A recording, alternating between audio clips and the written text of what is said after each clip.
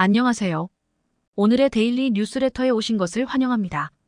핵잠수함 개발의 필수 요소는 잠수함에 장착할 소형 원자로 기술과 핵연료 확보 두 가지밖에 없습니다.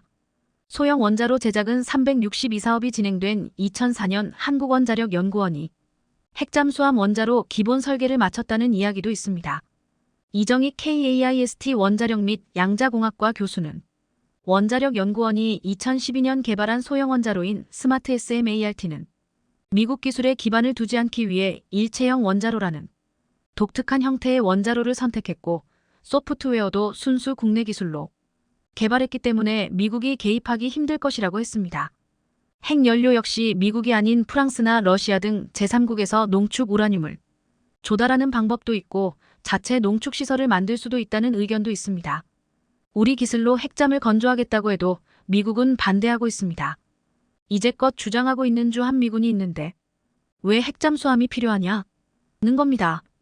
그렇다면 북한을 정찰하는 정찰 자산은 왜 한국이나 미군이 동시에 갖고 있어야 하며 전차 역시 왜 미군이 보유하고 있는데 한국군이 전차를 보유해야 하는가 하는 말과 같은 겁니다. 미군이 보유하고 있는 정찰 자산이 부족하고 전차도 부족하기 때문에 한국군도 보유해야 한다고 하면 이는 핵잠도 똑같습니다. 전쟁 난다고 해서 미군 핵잠 10대가 한국군에서 작전을 펼치겠습니까? 아니지 않습니까? 기껏 2척 정도밖에 안 될 겁니다. 총 64척이 있다고 하지만 정비창에 있는 핵잠을 제외한다면 작전이 가능한 핵잠은 23선인 40여 척밖에 안 됩니다. 기존의 작전에 투입되어 있는 핵잠을 한국전에 투입할 수는 없고 또 미군 핵잠 고장 많지 않습니까? 결국 미국만 믿고 있을 수 없다는 겁니다. 우리가 미국에게 뒤통수 맞은 게 어디 한두 번입니까?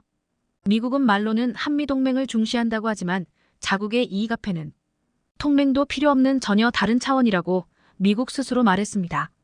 한국을 위해서 뉴욕을 포기하지 않을 한미동맹에 무작정 기댈 수도 없고 그렇다고 미국이 못하게 하는데 통해 없이 추진하는 것도 힘들다면 해답은 외교적 설득밖에 없습니다. 미국이 굳건한 한미동맹을 이유로 우리의 핵잠수함 보유가 필요 없다고 하면서 반대한다면 우리는 역으로 한미동맹 기여를 들어 미국을 설득할 수도 있다는 것입니다. 그러나 유감스럽게도 이런 설득 얘기는 20여 년 전부터 나오던 말로 지금까지 변한 것 하나도 없습니다. 한국은 전범국이 아닌 항상 피해자로 살았습니다. 핵잠을 가져도 핵무기를 가져도 우리가 선제 공격이 아닌 방어용이라는 것을 미국은 압니다. 자재 개발 능력이 있는 한국이 핵잠을 건조할 수 있는 미국은 우리가 핵무기를 사용하지 않는 핵잠 건조를 반대할 명분이 없습니다. 원자력 발전소는 아무런 문제가 없는데 비록 군사적 목적이기는 해도 핵을 탑재하지 않는다면 사실 뜻같은 의미 아닙니까? 핵 확산을 방지하기 위해서 한국이 지금 핵무기를 만들겠다고 했습니까? 아니지 않습니까? 한국이 지금 핵무기를 만들겠다고 했습니까? 아니지 않습니까? 이유를 달기도 하는데 한국과 전범국인 그들과는 다릅니다. 미국은 그동안 한미동맹이라고 했지만 핵잠만 들어가면 히스테리적인 발작을 일으키곤 했습니다. 그런 미국의 반응에 결국 한국은 2029년까지 장기적인 계획을 세우게 됩니다. KSS 3장보고 3사업은 2016년부터 2029년 단계별로 진행되고 이에 배치 1부터 배치 3까지 각각 3척씩 총 9척이 건조될 예정입니다. 배치는 동형 함정을 건조하는 묶음 단위를 뜻하는데 배치 1, 배치 2, 배치 3이 등으로 진행할수록 함형 발전과 성능 개선이 이루어짐을 뜻합니다. KSS-3 배치 2는 여러 기술이 증강되는데 특히 핵심 성능인 잠항 시간을 늘리기 위해 납축전지가 아닌 리튬이온 전지를 사용하게 되면서 주목을 받고 있습니다. 중대형 잠수함 중 세계에서 두 번째로 리튬이온 전지를 적용해 수중작전 지속 능력과 고속기동 지속 시간을 늘리겠다는 것입니다. 자, 여기서 우리는 KSS-3 배치 2가 아닌 배치 3를 주시할 필요가 있습니다. 배치 2부터 리튬이온 전지를 사용하지만 현재 알려진 바에 따르면 선체를 완전 재설계하지 않으면 리튬 전지 모듈의 효율성이 극대화되지 않는 것으로 알려져 있습니다. 원자력 추진 잠수함은 엔진만 바꾼다고 되지 않습니다. 추진, 동력 전달, 무게 배분, 운용 체계 등 모든 것을 밑바닥부터 새로 설계해야 하고 핵잠 운용을 위한 승조원 교육 체계와 원자로 운영 및 폐기 과정에 필요한 군수 지원 체계까지 거의 새로 시작해야 합니다. 마찬가지로 리튬이온 전지를 채택한 잠수함의 경우도 그에 대한 장점을 최대한 살려 제대로 활용하기 위해서는 잠수함의 최적화, 엔진 및 발전 시스템 등이 그에 최적화되도록 재설계해야 합니다. 그렇지만 배치 1까지는 재설계 예정 없이 그대로 업그레이드 하는 선에서 탑재가 될 것 같습니다. 따라서 자망 성능은 100%가 아닌 50% 선에서 향상되는 것으로 봅니다. 세계 최초로 리튬이온 전지를 탑재한 일본의 오류함의 예를 들자면 그렇습니다. 지금까지 이 체계에 대해 알려져 있는 것은 별로 많지 않지만 좀 더 자세하게 설명하자면 전기 에너지를 기존의 납산 전지가 아닌 리튬이온 전지에 저장한다는 것입니다. 오랫동안 재래식 잠수함의 동력원으로 쓰이고 있는 납산 레드 에서드 배터리, 즉 차에 장착되어 있는 크고 무거운 배터리와 동일한 그 배터리 대신에 리튬이온 전지를 이용하겠다는 겁니다. 스마트폰이나 전기차에도 쓰이고 있는 리튬이온 전지는 에너지 밀도가 더 높고 같은 크기의 납산 전지보다 더 많은 잠재적 전력을 저장할 수 있습니다. 공간이 한정되어 있는 잠수함에 있어서 리튬이온 전지, 이러한 특성은 매우 중요한 이점이 됩니다. 더구나 리튬이온 전지는 납산 전지보다 더 빠르게 충전할 수 있습니다. 리튬이온 전지로 추진하는 체계의 가장 큰 장점은 기존 납산 전지와 비교해 볼 때 중량당 에너지 밀도가 3배 이상 높은 점입니다. 3배 이상 높다면 3배 이상의 속도와 3배 이상의 잠항 기간이 가능하다는 얘기입니다. 기존의 공기부료 추진 체계 AIP 시스템의 부족한 점을 모두 상쇄할 수 있다는 것입니다. 디젤 잠수함은 전기를 다 사용하기 전 수면 위로 부상해서 디젤 엔진을 가동해 배터리를 충전시켜야 합니다. 이 작업을 스노클링이라고 하는데 수면 가까이 부상해야 하는 데다가 디젤 엔진 가동에 필요한 산소를 공급받고 배출되는 탄소를 방출하기 위해 굴뚝을 수면 위로 드러내야 하며 충전을 위해 디젤 엔진을 가동하는데 이때 소음과 매연을 발생시키기 때문에 적에게 탐지되기 쉽습니다. 따라서 대기 시간을 줄여주는 빠른 충전은 작전 수행에 매우 요긴한 기능이고 소음 억제라는 측면에서도 이전 잠수함들보다 훨씬 더 뛰어난 능력을 보유하고 있습니다. 핵잠의 가장 큰 특징은 바로 원자력으로 얻어지는 무한에 가까운 에너지 덕분에 매우 오랫동안 연료 재보급 없이 최대 30년 동안 작전을 수행할 수 있다는 점입니다. 그렇지만 가동만 그렇지 실제 작전에서는 9110일 정도를 일주기로 운용하고 있습니다. 식량 등 보급품 등이 무한정이 아닌데다가 좁은 공간에 갇혀서 임무 수행을 해야 하는 승조원들의 피로도를 고려해 볼 때 비상시가 아닌 이상 3달 이상의 임무 수행은 무리라는 뜻입니다. 자, 그렇다면 리튬이온 전지에 더해 전고체올 살러드 리튬이온 전지를 탑재하게 되면 성능이 핵잠과 비슷한 성능을 지니게 됩니다. 배수량 4,000톤 정도의 잠수함을 기준으로 ONO2.25kmh 속도로 한다면 수중항해를이 94시간 87일 유지할 수 있고 전투 속도인 15노트 27.75kmh 수준의 항해 시간을 무려 90시간이나 유지할 수 있습니다. 뿐만 아니라 핵잠과 같은 20노트 36.4kmh의 최고 속도를 무려 30시간 넘게 유지할 수 있기 때문에 그 부분에서는 원자력 잠수함과 큰 차이가 없다는 것입니다.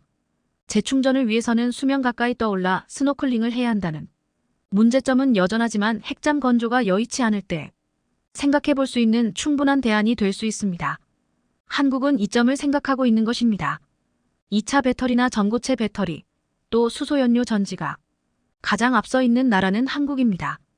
따라서 4,000톤급 배치 3를 기준으로 2030년 초반 정도가 되면 전고체 배터리 개발로 또는 수소연료 전지를 이용해 핵잠과 대등한 성능을 확보할 수 있을 것으로 보고 있습니다. 방사능의 위험성이 없고 정치적 문제에 얽힐 가능성이 없으면서 기술적 난이도와 가격이 핵잠에 비해 낮고 친환경적이고 소형화가 쉽습니다. 정지 시에도 냉각 펌프 등의 구동 소음이 끊임없이 발생하는 핵잠과 달리 배터리를 이용한 소음원이 없어 운용하기에 따라서는 매복 공격에 최적으로 꼽힙니다. 게다가 배터리 기술의 강점과 세계 최고의 건조 기술을 보유하고 있고 한국산 부품과 기술만으로 건조할 수 있어 수출 품목으로 아주 좋은 위치를 차지할 수 있습니다. 리튬이온 전지를 세계 최초로 먼저 채택한 일본이지만 한국이라는 복명을 만나 가격 때문에 수출이 어렵습니다. 핵잠에 못지않는 전고체 배터리를 탑재한 잠수함이 한국이 선보이게 될 때 미국을 비롯한 유럽 잠수함 강국들도 성능과 기술, 가격을 겸비한 한국에 고개를 숙일 수밖에 없을 겁니다. 그렇지 않습니까? 현재 많은 나라에서는 잠수함 도입에 열을 올리고 있습니다. 잠수함은 현대전의 필수적인 요소 중 하나이며 잠수함으로 할 수 있는 임무들이 상당히 다양하기 때문에 군에서는 많이 도입하면 할수록 전쟁을 한다고 하여도 피해 없는 아군의 승리를 이끌어낼 수 있습니다. 그리고 이러한 상황이다 보니 보다 좋은 성능의 잠수함을 개발하려고 많은 나라에서 노력을 하고 있는데요. 얼마 전 한국에서 새로운 체계의 잠수함이 개발되어 해외의 많은 군 관계자를 놀라게 했다고 하는데 어떤 잠수함인지 지금 살펴보겠습니다. 잠수함은 수중 잠행이 가능한 함정입니다.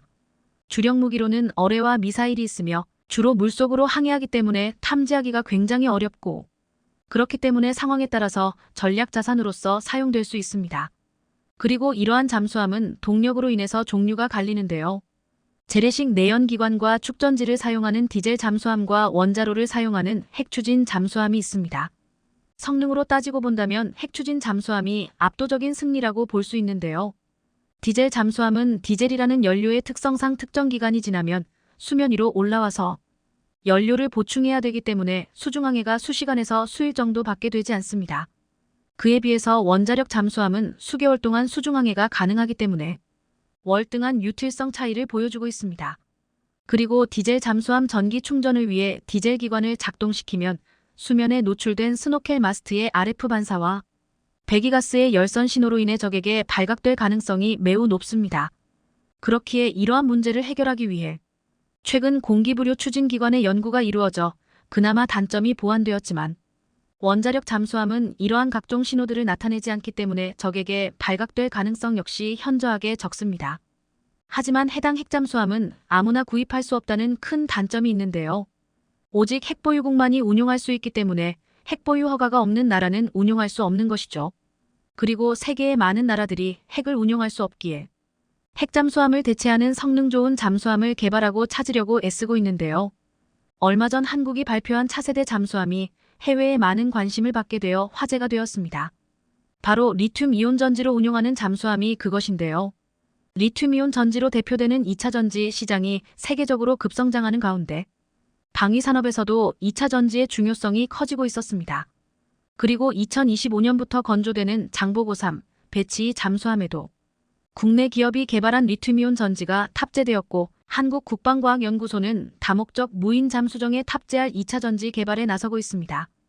2차 전지는 무인 항공기인 드론이나 도심 항공교통 기체의 동력원으로서도 활용될 전망이라고 밝혀졌는데요. 지난 30일 방산업계에 따르면 국방과학연구소 ADD는 최근 다목적 모듈형 무인 잠수정에 에너지를 공급하는 대용량 2차 전지 시제품 제작을 발표했습니다. 한국의 국방과학연구소는 현재 위탁업체를 선정해 미래 해군에서 단독으로 수중 작전을 실행할 수 있는 초대형급 다목적 모듈형 무인 잠수정 실증 연구를 진행하고 있는 중이며 잠수정의 동력원이 될 리튬이온 전지 제작 사업을 별도로 추진하고 있습니다. 구체적인 사업 내용은 단위 전지와 모듈 전지, 팩 전지를 제작하고 이에 필요한 설계 지원 용역을 수행하는 것으로서 제작된 2차 전지에 대한 성능 검증을 위한 시험 지원 용역과 모듈 및 팩의 점검을 위한 점검 계측 장비도 제작하는 것으로 알려졌습니다. 계약 기간은 2027년 8월 31일까지이며 예산은 약 80억 원이라고 밝혀졌으며 해당 사업은 잠수함용 리튬이온 전지 기술을 보유한 한화에어로스페이스가 참여할 것이라고 합니다. 지난해 실전 배치된 도산 안창호급 잠수함인 장보고3 배치 1등. 기존 잠수함은 납축전지를 탑재하고 있지만 차세대 잠수함에는 리튬이온 전지가 납축전지를 대체할 예정인데요. 2025년부터 건조되어 2028년 해군에 인도돼 최신의 3,000톤급 잠수함인 장보고3화 배치인은 한화에어로스페이스가 개발한 리튬이온 전지를 탑재할 예정입니다. 그렇다면 납축전지와 리튬이온 전지의 차이는 무엇일까요? 납축전지는 제조 원가가 워낙 낮아 가격 경쟁력이 우수하지만 수명이 짧고 에너지 밀도가 많이 낮습니다. 충전 과정에서 수소가스가 발생해 발열과 폭발 위험이 있고 수소가스를 제거하기 위한 공조팬 등 다양한 부속 설비가 필요하다는 단점이 있죠. 그에 비해 리튬 전지는 동일한 부피의 납축전지보다 더 많은 용량의 배터리를 탑재할 수 있으며 충전 과정에서 발생하는 가스도 없기 때문에 부속 설비나 주기적인 유지 보수가 필요하지 않습니다. 또한 충전 시간도 짧기 때문에 잠수함 운용에도 상당히 유리하죠. 이로써 리튬 전지가 탑재되는 장보고3 배치 급 잠수함은 이제 잠항 시간이 166%, 최고 잠항 시간이 305%가 향상됩니다. 그리고 이러한 리튬 전지가 탑재된 잠수함은 현재 많은 나라에서 많은 관심을 보이고 있는데요. 특히 핵을 보유할 수 없는 나라에서는 무엇보다도 이전의 디젤 잠수함을 보완한 새로운 차세대 잠수함이라는 점에서 높은 기대를 가지고 있습니다. 만약 차세대 잠수함이 성공적으로 개발된다면 잠수함계의 새로운 판도가 뒤바뀔 것이라는 전문가의 의견 역시 있는데요. 이처럼 한국의 잠수함은 이미 이전부터 세계적인 관심이 많은데요. 그럼 지금부터는 한국의 잠수함에 대해 외국인들은 어떤 생각을 하고 있는지 더욱 자세히 알아보도록 하겠습니다. 해외 네티즌 반응. 한국의 잠수함 기술은 날이 갈수록 진보하고 있는 것 같아. 누구보다 늦게 시작한 방산업일 텐데 이렇게 빠르게 쫓아오고 있는 한국이 무서워지려고 해. 사실 한국은 더 많은 무기가 있는데 숨기고 있는 건지도 몰라. 한국은 옛날부터 무기에 대한 집착이 대단했던 나라 중에 하나야. 왜냐하면 그들은 6.25 전쟁을 겪었기 때문이지. 그렇기 때문에 특히 무기가 없을 때의 무력함을 누구보다도 잘 알기 때문에 어떻게 해서든지 그런 상황을 안 만들려고 하는 것 같아. 한국은 분명 더 나은 무기를 만들 거야라고 2년 전에 생각했는데 역시 그런 일이 실제로 벌어졌군.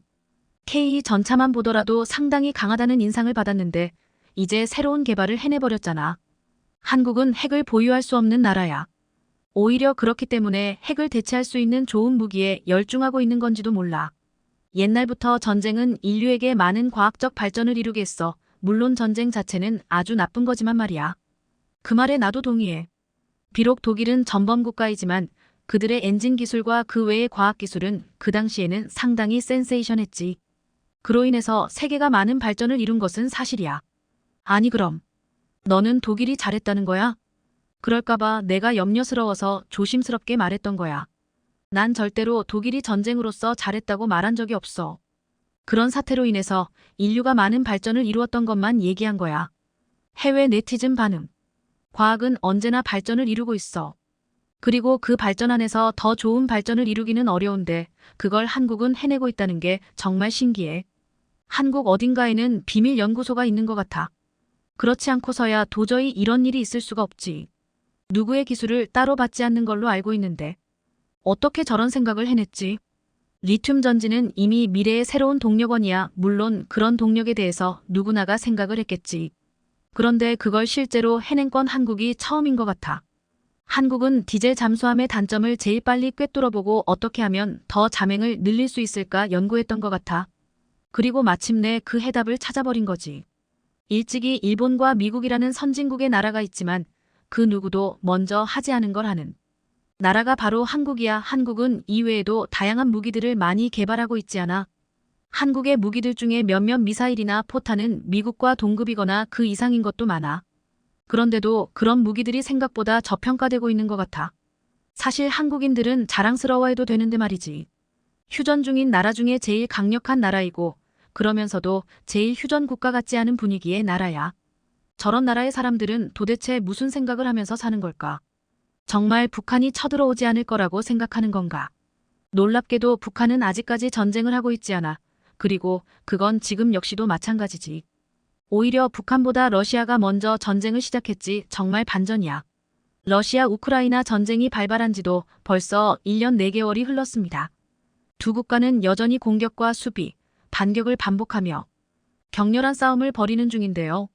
러시아는 푸틴이 집권한 이후로 자신들이 일으키거나 개입한 전쟁은 모두 속전속결로 마무리하며 소기의 성과를 거뒀습니다. 일례로 2000년 대통령 권한 대행이었던 푸틴은 제2차 체첸 전쟁을 마무리하면서 체첸을 러시아의 가장 충성스런 부하로 만들어버렸고 가장 최근인 2021년 12월 말부터 시작된 카자흐스탄 반정부 시위에 개입해 즉각 사태를 종결시켰죠. 하지만 우크라이나를 침공해 시작한 전쟁은 달랐습니다. 아마 전투력이나 군사력으로만 놓고 보자면 우크라이나는 러시아의 상대가 되지 못했겠지만 미국과 유럽 등 서방 국가들이 우크라이나에 첨단 무기를 지원하면서 상황은 급변했습니다. 그런데 여기 우크라이나가 절대로 전쟁에서 패하면 안 되는 국가가 있습니다. 우크라이나가 함락되는 순간 러시아와 국경을 접하게 되는 폴란드인데요. 1년 4개월이나 지났음에도 상황이 좀처럼 나아지지 않자 이제 폴란드가 잘 훈련된 지상군 30만 명을 직접 우크라이나에 파병할지도 모른다는 소식이 전해지고 있습니다. 일각에서는 한국 무기로 중무장한 폴란드군의 사기가 급격히 높아져 나오는 소문이라고 일축하기도 하지만 자세히 살펴보면 꼭 불가능한 이야기도 아닌 듯 보이는데요. 러시아 우크라이나 전쟁이 장기화되는 상황에서 만약 우크라이나가 무너지면 폴란드가 참전할 수밖에 없다는 충격적인 발언이 등장했습니다. 지난 3월 얀 에메리크 로시체프스키 프랑스 주재 폴란드 대사는 한 언론과의 인터뷰에서 유럽의 문명과 문화에 대한 주요 가치가 위협받을 수 있기 때문에 우크라이나가 스스로 독립을 지켜내지 못하면 폴란드가 참전할 수밖에 없을 것이라고 밝혔습니다. 폴란드 고위급 공무원의 입에서 이러한 발언이 등장하자 폴란드가 실제로 러시아 우크라이나 전쟁에 공식적으로 참전하는 것이 아니냐는 혼란이 생기기도 했는데요. 물론 폴란드 대사관 측은 특별 성명을 통해 폴란드가 무력 충돌에 직접 관여한다는 신호를 보낸 것이 아니라 우크라이나가 패배할 경우에 대해서만 경고한 것이라며 한 발 물러나는 모습을 보였는데요. 며칠 전에는 실제로 폴란드가 우크라이나로 진격할지도 모른다는 또 다른 소식이 전해졌습니다. 인공지능 AI를 기반으로 테러리즘 퇴치 운동에 나선 한 트위터는 일주일 전 긴급 트윗을 날렸습니다. 만약 전쟁이 지지부진하고 NATO가 우물쭈물하면 최소 30만 명의 잘 훈련된 폴란드 지상군이 자발적으로 우크라이나군에 합류할 준비가 됐다는 건데요. 무엇보다 폴란드는 이 전쟁이 빨리 가능하면 우크라이나의 승리로 끝나기를 간절히 기대하고 있습니다. 실제로 마리우시 부아슈차크 MARIUSG BLASGCGAK 폴란드 국방장관은 나토 회원국 국방장관 회의에서 폴란드 입장에서는 우크라이나의 독립이 곧 폴란드의 독립이라며 러시아가 우크라이나를 정복한다면 거기서 그치지 않을 것이다. 러시아의 목표는 제국을 재건하는 것이다라며 두려움을 드러냈는데요. 왜 전쟁에 참전하지도 않은 폴란드가 러시아의 승리를 두려워할까요? 왜냐면 폴란드의 입장에서 본다면 우크라이나는 그간 러시아와 폴란드 사이를 막아주던 완충국가였기 때문입니다. 즉 지도를 보시면 아시겠지만 폴란드는 리투아니아, 벨라루스, 우크라이나와 국경을 접하고 있는데 그중 우크라이나와의 국경이 가장 깁니다. 그러니까 벨라루스야 이미 러시아의 손아귀에 있고 우크라이나마저 러시아 손아귀에 떨어진다면 폴란드는 순망치 않은 위기에 빠지는 것이죠. 600만 명이 희생된 제2차 세계대전의 악몽이 떠오르는 것인데요. 이에 국방장관은 폴란드는 실제역 지력을 구축해야 한다며 군병력을 30만 명으로 국방 예산을 GDP 국내 총 생산의 3%까지 각각 늘릴 계획이라고 밝혔습니다. 그런데 위 트위터에서 언급된 발언과 연결시켜보자면 폴란드는 현재 15만 명이 조금 안 되는 군병력을 30만 명으로 증강할 계획을 이미 밝혔고 이 증강된 30만 모든 병력을 우크라이나에 자발적으로 파병하겠다는 의미입니다. 즉 어떻게 해서든 러시아의 승리를 막아 자신들의 안보를 지켜내겠다는 것이죠. 그런데 제2차 세계대전에서 핍박받았던 폴란드가 러시아를 상대로 지상군 파병까지 거론하는 이유는 잔뜩 사들인 한국산 무기 때문일지도 모릅니다. 아마 잘 아시겠지만 한국은 지난 2022년부터 올해까지 폴란드에 어마어마한 양의 무기 공급 계약을 체결했습니다. 한국 방위산업의 입장에서는 폴란드를 만나 그야말로 잭팟을 터뜨렸죠. 2022년 대한민국은 역대 최대 방산 수출을 기록했습니다. 계약 금액만 약 23조 원인데 2021년과 비교했을 때 2.42배 증가했습니다. 물론 폴란드의 역할이 컸는데 우크라이나가 공격받는 모습을 지켜본 쫄란드는 사실상 준전시 상태에 놓였고 서둘러 중무장을 시작했습니다. 이에 K전자 180대 1차, 총 1형대, K구자주포 670문, FA50 경공격기 48대, K239 다연장 로켓포 천무 288문을 도입했죠. 그리고 수출 계약을 체결한 지 불과 4달 만에 K구자주포 23문과 K전차 10대가 폴란드에 도착해 대통령까지 현장에 나와 환영식을 개최하기도 했습니다. 한국은 최근 무기 수출 분야에서 두각을 드러내고 있기는 하지만 여전히 미국이나 중국, 러시아, 프랑스 등 방산 강국이 즐비합니다. 그럼에도 폴란드가 한국산 무기를 선택한 이유가 있는데요. 바로 빨리빨리가 가능하다는 겁니다. 러시아 우크라이나 전쟁을 시작으로 유럽 국가들의 군비 경쟁이 심화되고 있는 점은 잘 알고 계실 것으로 생각됩니다. 그런데 군비 증강을 원한다면 충분한 자금을 투자해야 하지만 무엇보다 중요한 것은 적시에 무기를 공급받을 수 있느냐입니다. 즉 아무리 훌륭한 무기라도 지금 당장 필요한 마당에 1년 후, 2년 후에나 공급받아야 한다면 그 메리트는 전혀 없어지죠. 그런 의미에서 한국은 이 부분에서 상당히 특출납니다. 실제로 폴란드에서 이런 일이 일어났죠. 우크라이나가 러시아를 상대로 계속해서 싸울 수 있는 배경에는 미국의 지원을 받은 고속기동 포병 로켓 시스템 하이마스 HIMARS 하이 모빌러티 아틸러리 라커 시스템가 있습니다. 작년 6월부터 20대가량의 하이마스를 지원했는데 한 번에 6발의 로켓 탄을 발사하다 보니 폴란드 역시 하이마스의 매력에 강하게 끌렸죠. 그런데 폴란드만은 한국의 천무를 선택했습니다. 천무 K239는 한국이 직접 개발한 다연장 로켓 시스템인데 폴란드가 미국을 외면하고 한국을 선택한 것은 미국의 생산 역량이 형편없이 떨어지기 때문입니다. 로키드 마틴이 1년간 생산할 수 있는 하이마스는 고작 60기에 불과, 즉 한 달에 5개밖에 생산하지 못합니다. 물론 로키드 마틴도 이러한 하이마스의 인기를 고려해 1년 생산량을 96대로 늘리겠다 발표하기는 했지만 이제부터 공장 짓고 기계 설비 갖추고 생산 준비를 마쳐도 폴란드의 긴급함을 해결하지는 못합니다. 그래서 폴란드가 최초 500기의 하이마스를 주문했는데 폴란드가 원하는 일정에 맞출 수 없다는 답변을 받고 즉각 한국에 천무 288대를 주문했습니다. 그리고 올해부터 인도를 시작해 그중 18대가 아이언 사단으로 불리는 제18기계화 사단에 배치되죠. 제18기계화 사단이 바로 우크라이나와의 국경을 담당하는 핵심 사단입니다. 보통 우리와 같은 일반인도 택배를 주문하면 오늘 받고 싶은 것이 인지상정입니다. 하물며 자국의 목숨을 좌지우지하는 무기야 오죽할까 싶습니다. 그만큼 한국의 생산 역량이 받쳐준다는 의미이기도 하죠. 이렇듯 폴란드가 러시아와 대놓고 맞짱 뜨겠다는 식의 발언을 연이어 내놓는 것은 두 국가 사이에는 500년 묵은 피해 역사가 존재하기 때문입니다.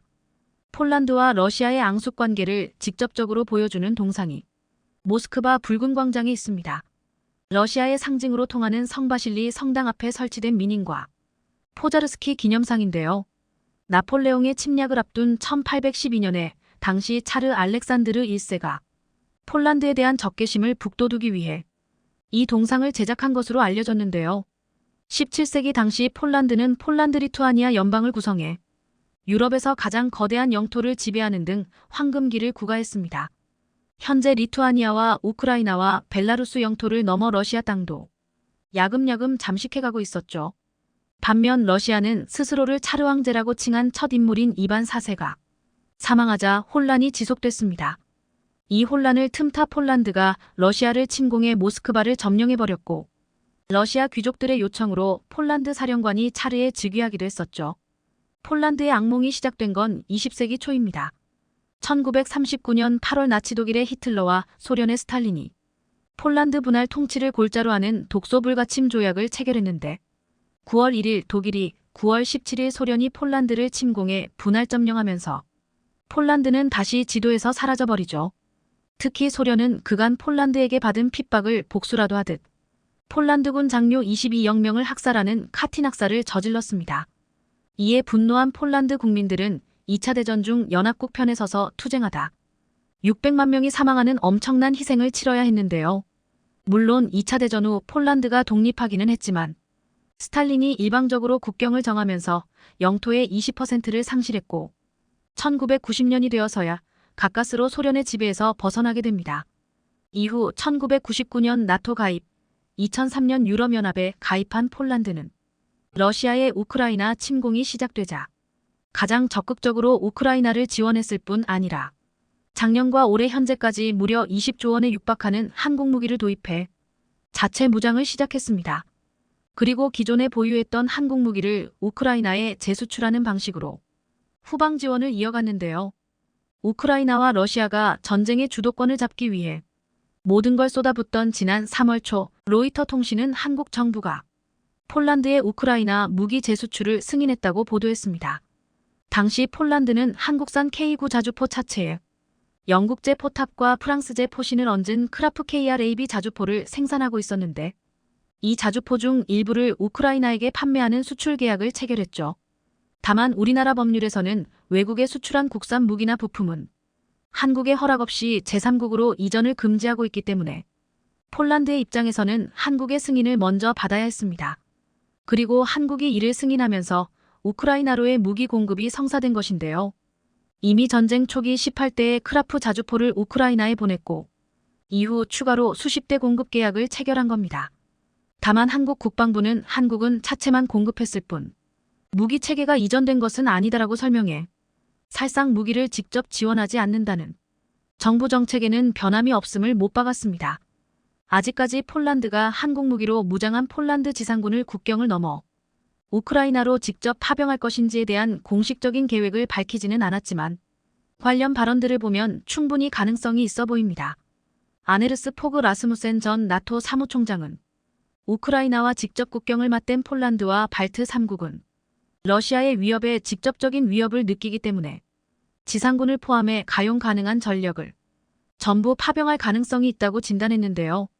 그러면서 집단방위 체제를 운용하는 나토의 우크라이나 가입을 서둘러 안전을 보장할 필요가 있다는 해결책을 내놨습니다.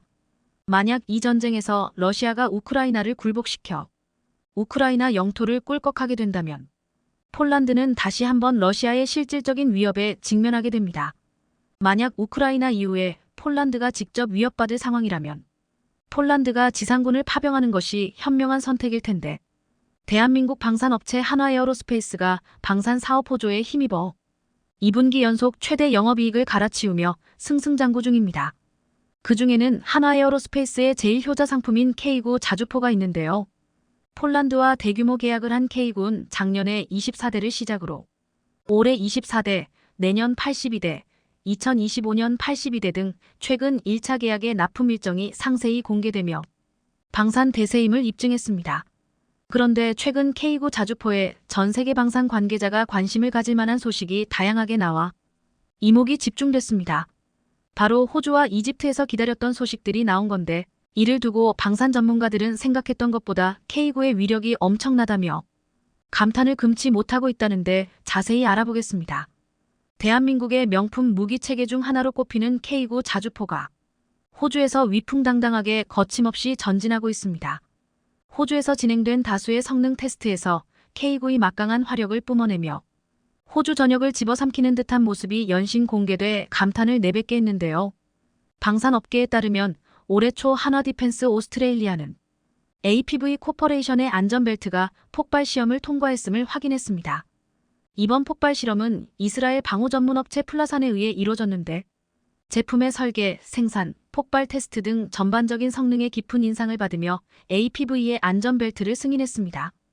이에 따라 한화디펜스가 호주에 공급할 1조 원 규모의 K9에 APV의 안전벨트가 장착될 것으로 예상됩니다.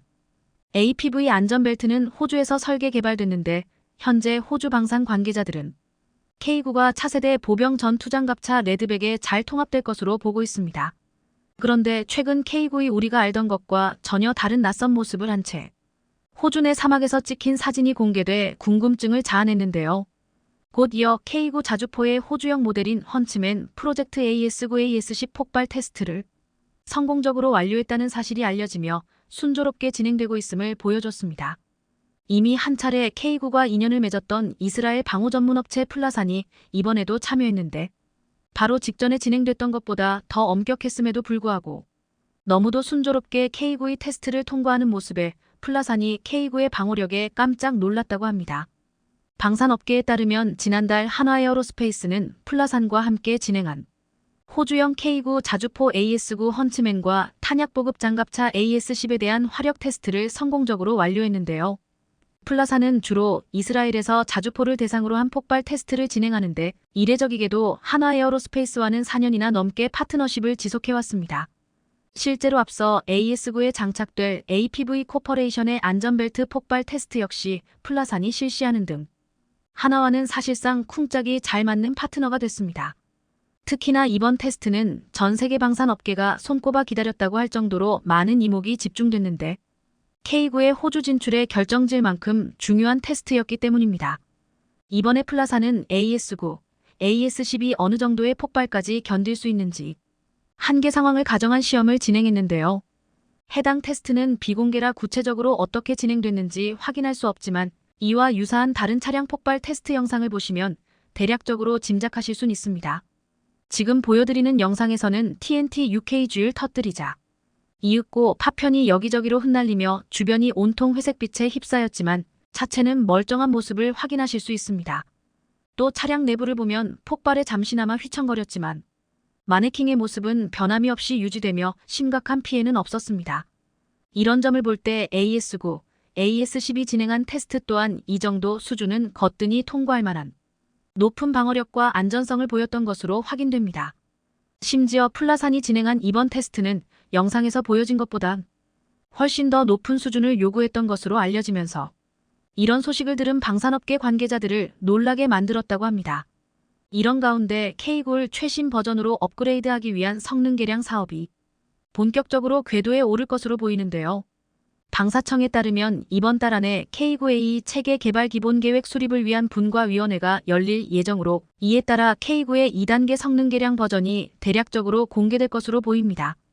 K9A는 K9A1과 비교할 때 화력과 운용성이 대폭 강화될 전망으로 작년에 공개된 시제품에서 가장 눈에 띄는 차이점은 포탄 자동장 전장치를 채택한 것이었습니다. 덕분에 K9A1은 최대발 사속도가 분당 6발이었으나 K9A2는 9발까지 가능해 최대 40%의 화력 강화 효과가 있다고 합니다. 또 기존에는 포반장, 사수, 부사수, 1번 포수, 조종수 등 총 5명의 승무원이 필요했으나 K9A2는 3명만으로 운용이 가능하다는 장점이 있습니다. 특히 K9A2를 도입한 호주의 캐서린 레이퍼 주한대사는 성능 개량을 통해 탑승 인원이 줄어들 수 있다는 소식에 엄청난 만족감을 드러냈는데요. 그리고 최근 외교관들을 다 모아놓고 실시한 전투 훈련 시범에서도 호주 대사는 K9에 대해 대만족하는 모습을 드러내며 한바구음을 멈추지 않았습니다. 개발 중인 K9A2로 송탄 장치가 자동화되면 탑승 인원을 3명까지 줄일 수 있다고 설명하자 캐서린 대사가 만족한 듯 고개를 끄덕인 건데요. 이날 우리 군이 K9를 통해 선보인 전투 사격을 직접 본 다른 국가 대사들도 감탄하기에 바빴는데요. 실제로 슬라메츠카 주한 체코 대사는 한국은 매우 효율적인 무기를 생산하는 주요국 중 하나이며 체코에 무기를 제공할 수 있는 잠재적 공급자라고 말했습니다. 이종섭 국방부 장관 역시 호주 빅토리아주 질롱시에 위치한 K9 생산 공장 부지를 방문해 현장을 직접 둘러보기도 했는데요. 그런데 이렇게 K9이 잘 나가고 있는 건 그만한 특별한 이유가 따로 있습니다. 일단 K9는 몸체가 가벼워 주행 스피드가 뛰어난데 장애물이나 차모통과 능력도 우수합니다. 무엇보다 사거리가 40km인데 반경 50m 안쪽에 떨어지는 등 파편이 통상 50m는 나가니 실제 목표를 거의 100% 타격하는 높은 정확성을 보입니다. 그리고 뭐니 해도 핵심은 가격으로 K9과 비슷한 성능의 독일 제가 최소 2배 이상인 것에 비하면 가성비 측면에서 따라올 자가 없습니다. 이런 이유들로 가장 최근에 K9이 계약된 곳인 이집트에서 벌써 소식이 나왔는데요. 최근 이집트의 한 군사 전문가가 K9이 이집트 공장에서 테스트 중이라는 사실을 트위터로 공개한 것으로 현지 생산이 임박한 것으로 전해집니다. 앞서 이집트 군수산업부는 한화디펜스와 2조 원 규모의 K9를 공급하는 계약을 체결했으며 차량 부품의 67%를 현지 생산하기로 하면서 현지 공장의 장비 공급이 한창 진행됐었습니다.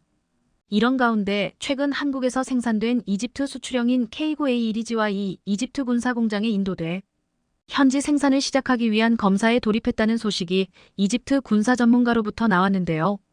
이집트 군사 전문가 마우무드 가말은 자신의 트위터 계정에 K9과 관련한 소식을 도배하며 기대에 찬 듯한 모습을 보였습니다.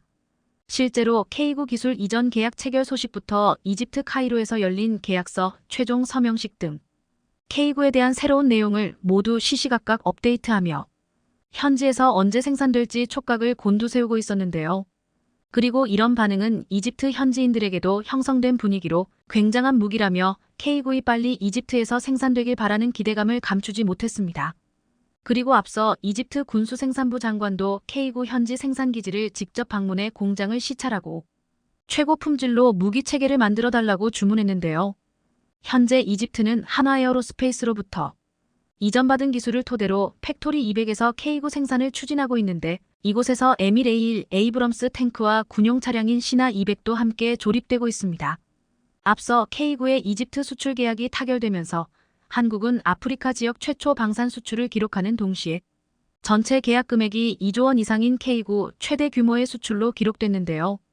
여기에 더해 한화 디펜스와 이집트 국방부 간 10여 년의 장기간 협상이 진행됐던 이번 수출이 마무리되면서 한국과 이집트 간 방산협력의 새로운 전환점이 될 거란 평가도 나옵니다. 다만 K9의 이집트 수출이 계약됐을 당시 일부 보도된 내용 중 오해가 있었으나 특별한 이슈가 없는 것으로 확인되면서 잡음도 사라진 상태인데요. 우선 가격을 지나치게 낮춘 것 아닌가에 대한 의문은 말도 안 되는 일이며 한국 방산업계는 절대 손해보고 파는 장사를 하지 않는 것으로도 유명합니다. 실제로 우리가 마지노선으로 설정한 가격보다 이집트 측이 10%더 깎아달라고 요구했지만 끝내 우리가 수용하지 않았다고 합니다. 또 80% 차관 대출을 해주는 것과 관련해서도 유례없는 특혜인 것처럼 부각하고 있지만 사실은 자국은행이 대금을 융자의 무기를 수출하는 건 한국뿐 아니라 영국, 프랑스 등 여러 방산 선진국에서도 관행적으로 해오는 일입니다. 마지막으로 이집트 현지 생산으로 인해 제3국의 기술 유출 가능성이 있다는 주장도 현실성이 없는 이야기로 이집트의 경우 이미 미국이 최신 전차 현지 생산을 허용한 수준이기 때문에 방산기술 유출은 그리 우려할 만한 사항은 아닌 것으로 보입니다. 한국은 전 세계에서 자주포를 가장 많이 생산하는 국가인데요. 최근 K9과 관련한 반가운 소식들이 마구 쏟아지고 있는 가운데 본격적인 K9의 활약에 대해 기대해 보겠습니다.